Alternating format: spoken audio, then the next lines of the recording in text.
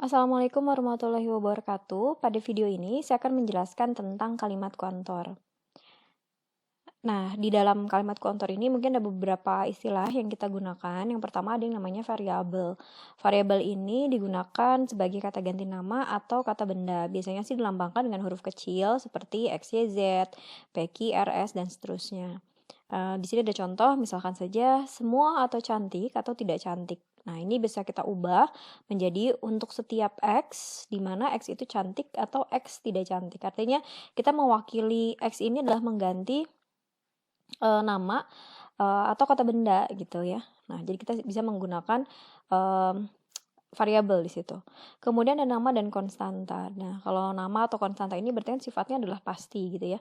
Tidak bisa kita ubah. Contohnya kayak W.R. Supratman adalah pengarang lagu Indonesia Raya. Jadi kita misalkan A-nya adalah W.R. Supratman dan B-nya adalah pengarang lagu Indonesia Raya. Maka jika kita terjemahkan W.R. Supratman adalah pengarang lagu Indonesia Raya dalam kalimat proposisi, itu menjadi A sama dengan B. Nah, karena kedua ungkapan itu tidak dapat diartikan lain ya, maka keduanya kita namakan konstanta gitu, yang dilambangkan dengan huruf kecil yang sudah didefinisikan sebelumnya. Kemudian ada term. Term ini adalah ungkapan yang mendeskripsikan suatu objek jika variabel dalam ungkapan itu kita ganti dengan nama yang pasti. Contohnya aja kayak misalkan X tambah Y. Nah, jika X kita ganti dengan 2 dan Y diganti dengan 3, maka X tambah Y itu menjadi 2 tambah 3 ya, yang merupakan nama nanti untuk outputnya adalah bilangan 5. Kemudian kita mengenal ada yang juga predikat. Predikat ini biasanya kita lambangkan dengan huruf besar. Jadi kalau huruf kecil tadi adalah untuk melambangkan variabel, kalau predikat itu untuk melambangkan dilambangkan dengan huruf besar. Jadi kalau misalkan untuk setiap X atau X cantik atau X tidak cantik. Nah, tadi kita ketahui X ini adalah variabelnya. Jadi menggantikan kata benda gitu atau nama. Nah, kemudian kita punya di situ ada predikat tuh. Predikatnya adalah cantik gitu ya. Cantik, tidak cantik. Nah, itu adalah predikat.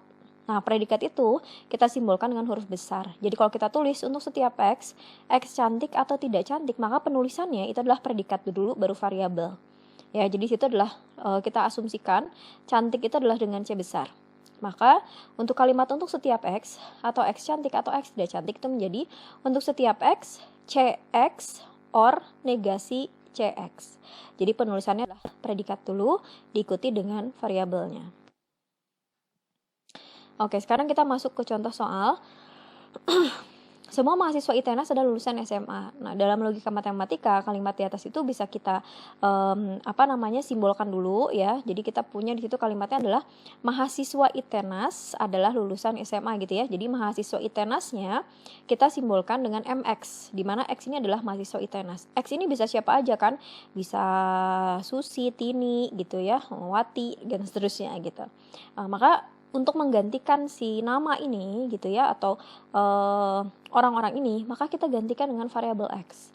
Jadi MX itu adalah X di mana mahasiswa ITENAS. Sementara LX, X adalah lulusan SMA. Ya sama, si X ini berarti kita menggantikan subjek-subjek lainnya. Nah, kalau kita tuliskan semua mahasiswa ITENAS adalah lulusan SMA, maka untuk semua X, MX implikasi LX. Kenapa implikasi? Karena di sini kan semua mahasiswa ITENAS adalah, yang artinya syarat dong kalau dia mau jadi mahasiswa, maka gitu kan ya, syaratnya ya dia harus lulus SMA dulu.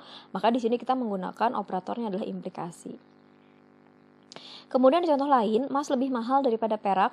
Ini ada dua pokok yang harus kita perhatikan. Yang terlibat dalam predikatnya lebih mahal daripada ya. Di situ ada emas dan juga perak, sehingga lebih mahal daripada itu adalah predikatnya ya, lebih mahal daripada kita simbolkan dengan L. Sementara di situ ada dua variabel yaitu emas dan juga perak ya. Jadi emasnya kita simbolkan dengan E dan peraknya kita simbolkan dengan P. Sehingga penulisannya menjadi L E P. Artinya kita punya predikat L lebih mahal daripada, kemudian ada E adalah emasnya dan P adalah peraknya. Karena di sini adalah variabel emas dia muncul lebih dulu ya. Jadi emas lebih mahal daripada perak. Di sini kita tulis adalah L E P. Dan di sini artinya si L ini merupakan predikat dari dua pihak begitu. Mercy adalah seekor kucing. Mercy adalah hewan menyusui. Arianti adalah manusia. Nah, pada contoh nomor 1, Mercy ini adalah subjek. Nah, sifatnya adalah konstan ya, karena nama. Jadi masuknya adalah tadi ya ke poin 2, nama atau konstanta. Nah, ini kita simbolkan dengan huruf kecil. Yang huruf besar itu hanya untuk predikat ya.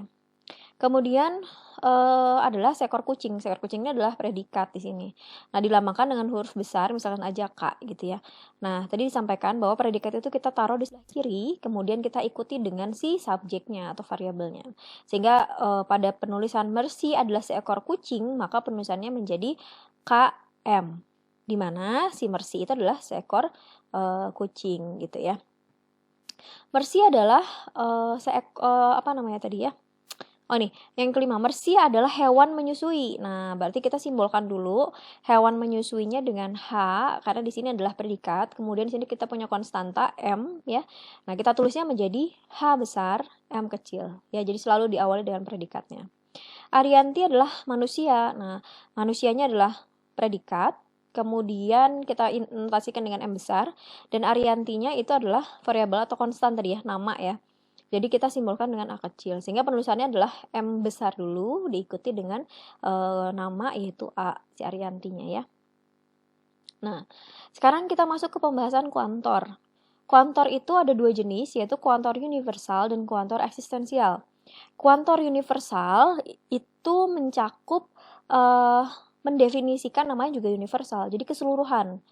Ya, makanya di sini kita sebut dengan biasanya kata-katanya adalah untuk semua X, untuk setiap X, untuk masing-masing X gitu ya, untuk seluruh X. Nah, itu menandakan dia bersifatnya universal. Maka kita gunakanlah kuantor universal yang biasanya disimbolkan dengan seperti huruf A terbalik supaya gampang diingat ya. Jadi kalau misalkan kita penulisannya adalah PX untuk setiap atau semua X di domain, simbol yang digunakan adalah kuantor ini. Nah, kemudian bagaimana cara kita menuliskan gitu suatu kalimat, itu adalah, maaf sebentar. Ini ya, universal X, PX gitu. Jadi di sini tuh kita membaca bahwa untuk semua X di PX. Ya, jadi ini kalau kita baca secara global, jadi untuk semua X di PX gitu ya. Yang kedua adalah kuantor eksistensial. Nah, kuantor eksistensial ini biasanya dinotasikan seperti huruf E kebalik gitu ya. Nah, itu eksistensial tuh. Biasanya kita gunakan eksistensial itu ketika gitu ya, kalimat kuantornya itu adalah beberapa atau paling sedikit satu gitu ya. Ada, terdapat. Nah, itu adalah kuantor eksistensial. Jadi mungkin bisa dibedakan sekarang kapan kita bisa menggunakan kuantor universal dan kuantor eksistensial. Oke. Di sini misalnya kita punya contoh X himpunan warga negara Indonesia ya. Jadi X adalah himpunan warga negara Indonesianya.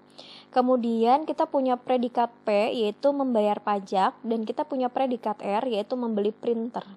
Jadi kalau misalkan kita punya notasi ya, punya kalimat kuantornya seperti ini, universal X PX. Ini kalau kita terjemahkan dengan kasus yang seperti ini, maka menjadi semua X-nya apa di sini adalah warga negara Indonesia. Jadi semua warga negara Indonesia atau seluruh warga negara Indonesia atau setiap warga negara Indonesia, P-nya apa predikatnya? Membayar pajak. Seperti itu ya. Jadi diikuti setelah kuantor itu kita ikuti dengan si variabelnya, kemudian diikuti dengan si predikat. Nah, kalau predikat itu selalu biasanya didampingi oleh si variabelnya. Jadi selalu akan seperti ini. Jadi setelah predikat akan ada variabel, dan setelah kuantor itu nanti akan diikuti juga dengan si variabelnya. Oke, berikutnya eksistensial X, RX, NPX. Nah, eksistensial ini berarti kan menandakan ada, terdapat, beberapa, paling sedikit satu gitu ya. Paling sedikit satu warga negara Indonesia gitu ya, bisa seperti itu. Jadi ada beberapa warga Indonesia, RX-nya adalah yang membeli printer dan gitu kan ya, dan membayar pajak gitu. Kemudian yang ketiga, universal X, RX implikasi PX. Berarti semua warga negara Indonesia, kita lihat R-nya, jika membeli printer maka membayar pajak gitu. Oke, berikutnya eksistensial X, RX, N negasi PX. Artinya Ada warga negara Indonesia yang membeli printer dan P-nya adalah karena negasi, jadi dan tidak membayar pajak, seperti itu ya. Nah, di sini juga kita punya kalimat misalkan X lebih besar dari 3, X sama dengan Y tambah 3, X sama dengan X tambah Y sama dengan Z. Nah, kalimat X lebih besar dari 3 itu adalah suatu predikat ya.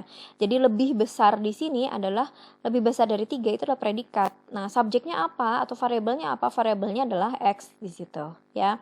Jadi kalau kita tunjukkan di sini PX ini menunjukkan pada pernyataan X lebih besar dari 3 di mana predikatnya adalah lebih besar dari 3 dan X ini adalah variabelnya. Oleh karena itu, Px adalah fungsi proposisi P pada X. Px adalah X lebih besar dari 3. Tentukan nilai kebenarannya. Sekarang yang kita tanya nilai kebenaran dari suatu pernyataan kuantor nih ya. Dari P4 dan P2. Jadi kalau di sini kita masukkan berarti nilai X-nya sama dengan 4 ya. Jadi kalau di sini P4 berarti X-nya sama dengan 4 kan. Nah, sekarang kita masukkan ke pernyataannya. 4 lebih besar dari 3.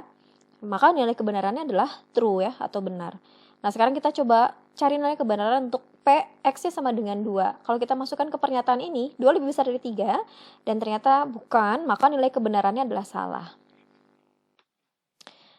Contoh berikutnya, X sama dengan Y tambah 3. Ini kita tuliskan untuk si variabelnya ya atau predikatnya adalah Q X, Y di mana X dan Y-nya adalah variabel dan Q-nya adalah predikat. Karena di sini kita punya dua variabel X dan Y ya. Jadi kita tulisnya adalah X, Y di situ. Nah, Q X, Y itu menunjukkan pernyataan di mana X-nya itu sama dengan Y tambah 3. Ya, jadi Y tambah 3. Tentukan nilai kebenaran proposisi ketika X-nya adalah 1, Y-nya adalah 2. Artinya dari proposisi ini kita cari nilai kebenarannya dan kita masukkan ke dalam pernyataan X sama dengan Y tambah 3. Di mana kalau kita masukkan X-nya 1, ya kan, kemudian Y-nya 2, maka nilai kebenaran dari Q 1,2 ini adalah bernilai salah. Sementara untuk Q 3,0 kalau kita masukkan pernyataan X sama dengan Y tambah 3 ini akan bernilai benar gitu ya. Oke, sekian video penjelasan saya, video pertama untuk kalimat kuantor. Berikutnya kita akan bahas lebih dalam lagi mengenai kalimat kuantor universal. Terima kasih. Wassalamualaikum warahmatullahi wabarakatuh.